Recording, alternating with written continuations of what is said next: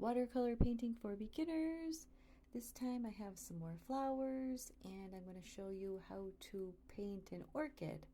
So I did start off with a large stem there and some pieces coming off of that, some smaller stems, and then we're going to save room for the flowers.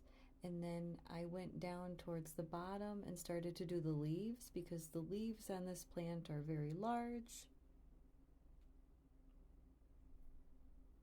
And the greens that I used were sap green, some olive green, and then a deeper green.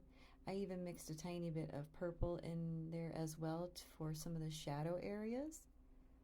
And these flowers do come in many different colors. My example was like a yellowish green with some purple in the middle for those little tiny petals in the middle. So I'm starting off with my lemon yellow here, but later on after that dries, I do go over it with a very light coat of green to tone it down.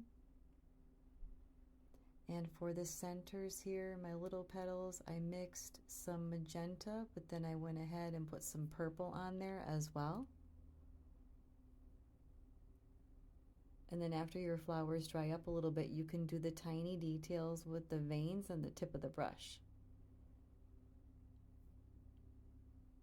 And for your larger leaves down bottom, just make sure you let them dry in between, and then you can create those nice easy layers.